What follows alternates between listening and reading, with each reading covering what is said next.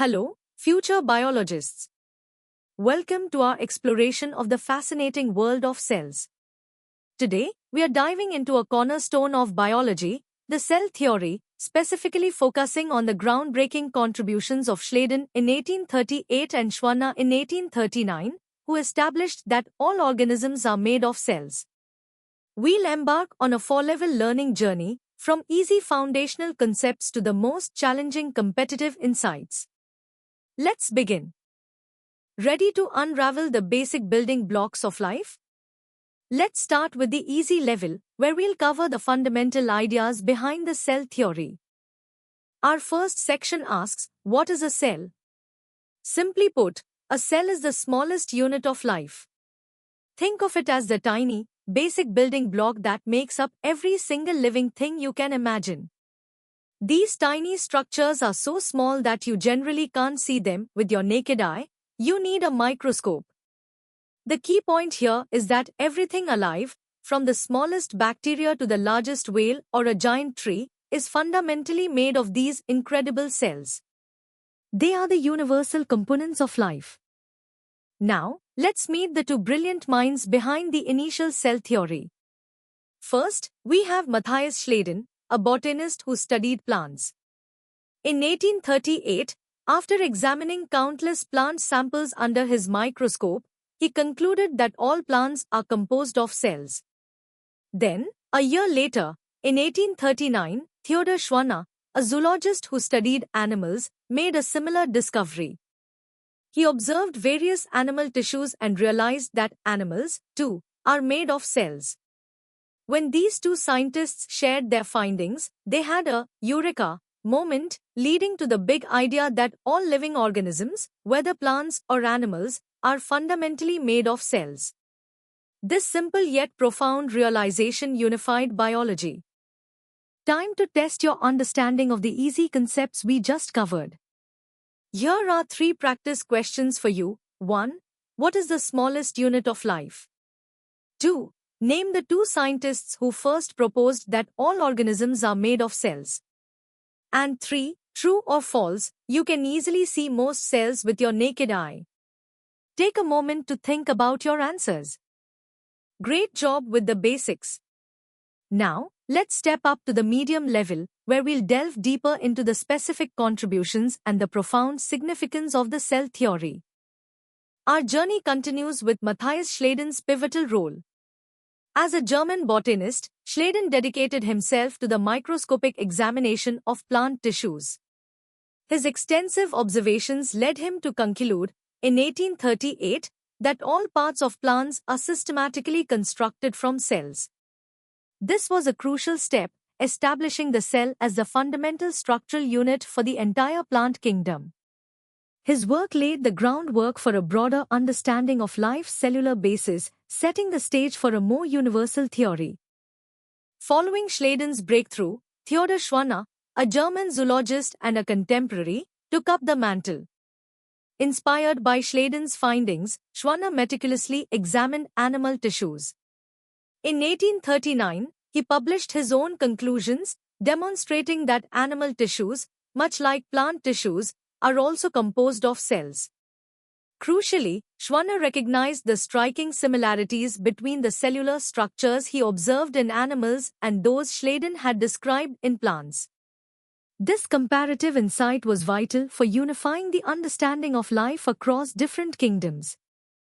The true genius of Schleiden and Schwann lay in their ability to synthesize their individual findings. Through their discussions, they realized that their separate observations pointed to a universal principle governing all life forms. This collaboration led to the joint formulation of the initial cell theory. Its first postulate states that all living organisms, without exception, are composed of one or more cells. The second postulate asserts that the cell is the fundamental unit of both structure and organization within every living organism.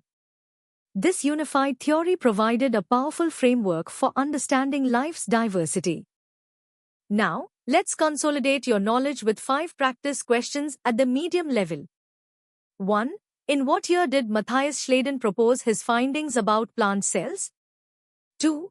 What was Theodor Schwanner's primary field of study? 3. State the first two postulates of the cell theory proposed by Schleiden and Schwanner. 4. Why was the cell theory considered a unifying concept in biology? And 5. How did Schwanner's work complement Schleiden's discoveries?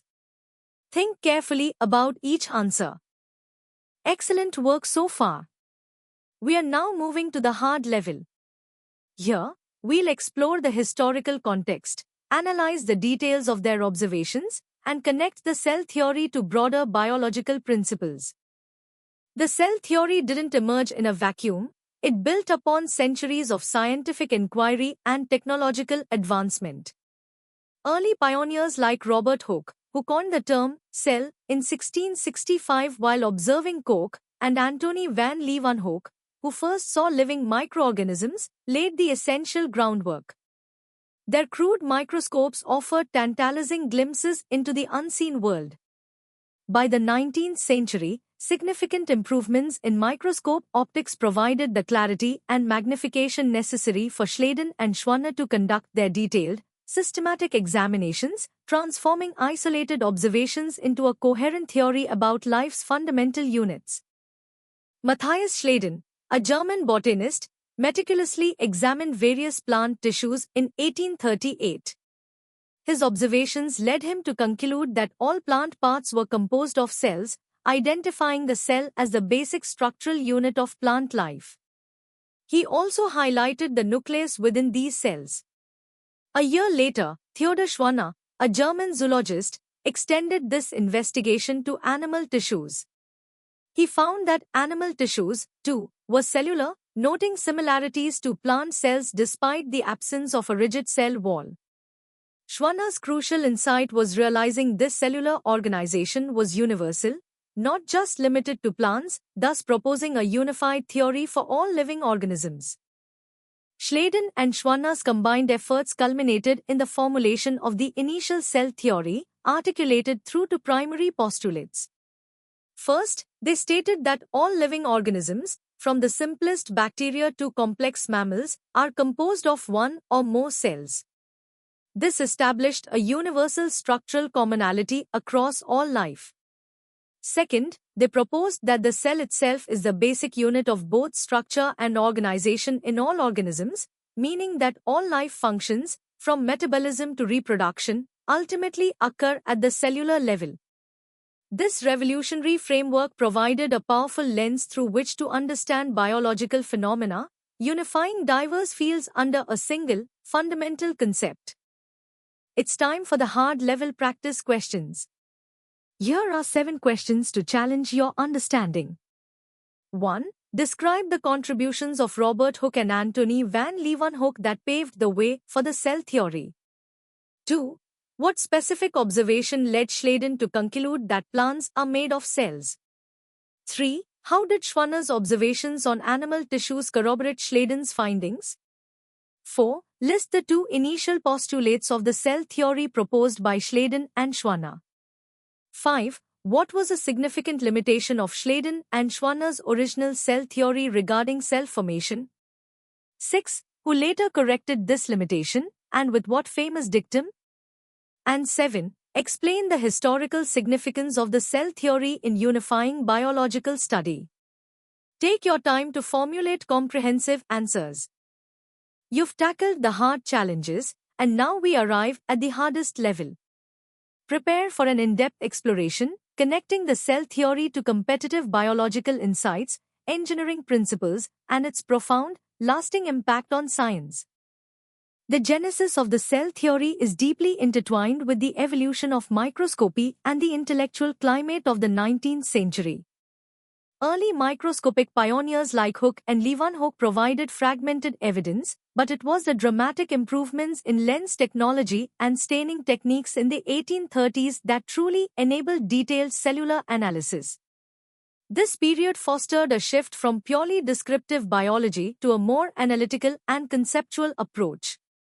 Schleiden and Schwanner, through rigorous inductive reasoning, synthesized numerous individual observations into a grand, unifying hypothesis, demonstrating the power of empirical data interpreted within a logical framework. Matthias Schleden's contribution, detailed in 1838, focused on the botanical realm. He meticulously studied diverse plant tissues such as parenchyma, epidermis, and vascular bundles, consistently observing their cellular composition. His work highlighted cells as independent, discrete units within plants. However, a less accurate aspect of his theory was his hypothesis that new cells arose through a process akin to crystallization, originating from a cytoblast or nucleus. This concept, though later disproven, reflected the prevailing understanding of the time regarding spontaneous generation and the nascent state of cell division knowledge. Theodor Schwanner's contributions were twofold. First, his extensive comparative analysis of animal tissues, including muscle, nerve, and cartilage, revealed their fundamental cellular organization. He demonstrated that despite their functional diversity, all animal tissues were ultimately composed of cells. Second, and more critically, Schwanner's genius lay in recognizing the universal applicability of this cellular principle across both plant and animal kingdoms. This realization led to the formulation of the two initial tenets of cell theory. Like Schleden, Schwanner also proposed an erroneous mechanism for cell formation, suggesting cells could form *de novo* from an unorganized substance, a concept later rectified by Virchow. The cell theory fundamentally recast our understanding of life, establishing the cell as the ultimate engineering unit. Each cell, with its specialized organelles, functions as a miniature, self-contained system performing specific tasks vital for the organism's survival. For instance, mitochondria act as power generators, ribosomes as protein factories, and the cell membrane as a sophisticated barrier and communication interface. This perspective allows us to analyze biological systems from a bottom-up approach, understanding how the coordinated engineering of individual cells gives rise to complex tissue functions, organ systems, and ultimately, the entire organism. It's a testament to micro-level organization leading to macro-level complexity. Now, let's test your deepest understanding with the first 5 questions of the hardest level. 1. Discuss the role of improved microscopy in the 19th century in enabling Schleden and Schwanner's discoveries. 2. Elaborate on Schleden's specific observations regarding plant tissues and his incorrect hypothesis on cell formation. 3. How did Schwanner's work provide a unifying principle across different biological kingdoms? 4. Explain the concept of the cell as an engineering unit within an organism, providing examples of specialized cellular functions. And 5. What was Rudolf Virchow's crucial contribution to the cell theory, and how did it refine the original postulates? Take your time to craft comprehensive and insightful answers. Let's continue challenging your expertise with the remaining 5 questions for the hardest level. 6. Discuss the historical significance of the cell theory in the development of modern biology, including its impact on fields like embryology and pathology. 7. Identify and explain at least 2 apparent exceptions or challenges to the universal applicability of the cell theory. 8. How does the acellular nature of viruses challenge or complement the cell theory's definition of life? 9. Compare and contrast the initial understanding of cell formation by Schleden and Schwanner with Virchow's corrected view. And finally, 10. Imagine you are a scientist in the 1840s. How might the cell theory have fundamentally changed your approach to studying biological phenomena? Good luck with these complex questions. And that brings us to the end of our in-depth exploration of the cell theory, from its foundational principles to its most intricate details and profound implications. We've journeyed through the contributions of Schleden and Schwanner, understood its evolution, and even tackled its challenges. I hope this structured learning experience has enriched your understanding of this vital biological concept. For more such engaging and comprehensive educational content, make sure to visit synapse.omaps.in. Don't forget to subscribe to our channel for continuous learning and stay ahead in your academic journey. Thank you for joining us, and keep exploring the wonders of science.